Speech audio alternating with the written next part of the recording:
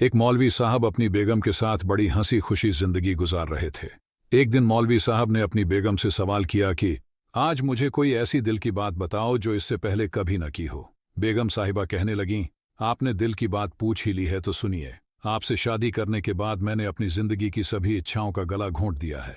जब मैं शादी करके आपके घर आई थी तो मेरे दिल में बहुत सारी उम्मीदें थीं जो वक्त के साथ साथ दम तोड़ गईं। अच्छे घर और अच्छे कपड़े किसे पसंद नहीं होते, लेकिन किराए के घर में जिंदगी कट गई और कपड़ों के नाम पर दूसरों की दी हुई चीजों में तन ढकना पड़ा। बेगम की ये बात सुनकर मौलवी साहब थोड़े खफा हुए और काफी देर तक उनकी ओर देखते रहे।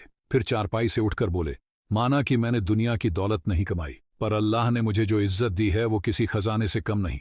बेगम कहने लगी, मौलवी साहब, ऐसी इज्जत का क्या फायदा जिससे न पेट भरे और न तन ढके।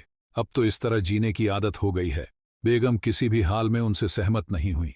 मौलवी साहब ने कहा, अल्लाह ने रोजी देने का वादा किया है और वह कभी वादा खिलाफी नहीं करता।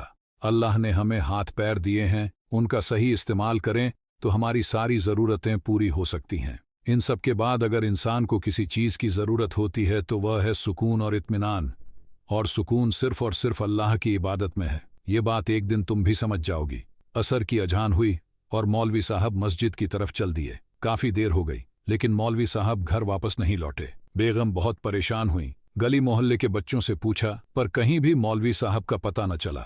आधी रात के करीब मौलवी साहब की लाश उनके घर लाई गई। पता चला कि मस्जिद जाते वक्त उन्हें सड़क पर किसी गाड़ी ने टक्कर मार दी। कुछ अजनबी लोगों ने उन्हें अस्पताल पहुंचाया लेकिन वह बच नहीं सके। मौलवी साहब की मौत के बाद उनकी बेगम बेवा हो गई। उनके कई जानने वाले सामने आए जो बहुत दौलतमंद थे। मौलवी साहब की नेकदिली और सच्चाई का पहले से ही सबको पता था, इसीलिए सबको उनकी बेवा पर बड़ा तरस आया। देखते ही देखते मौलवी साहब की बेवा किराए के मकान से निकलकर अपने खुद के मकान की मालिक बन गई। अब उनके पास अच्छा घर भी था और अच्छे कपड़े भी। जिंदगी कुछ ही दिनों में बहुत आरामदायक हो गई, लेकिन ऐसा सुकून था जिसमें 5 वक्त की नमाजें भूलने लगीं। माल और दौलत की खुशी तो थी, पर दिल का इत्मीनान कहीं दूर दूर तक नहीं था। दोस्तों, कहते हैं कि जहां इबादत कम हो जाए वहां बेबरकती और नफासत अपनी जगह ले लेती है और इसके असरात जिंदगी में साफ नजर आने लगते हैं। मौलवी साहब की बेवा को उनकी कही हुई बात याद आई कि अगर इत्मीनान दौलत में होता तो सुकून कभी सजदों में न मिलता। प्यारे दोस्तों, अपने दिल के इत्मीनान और सुकून के लिए नमाज की पाबंदी करनी चाहिए। अल्लाह से जो कुछ मिला है उसका शुक्र अदा करना चाहिए और जिंदगी को सुकून और इत्मीनान के साथ गुजारना चाहिए।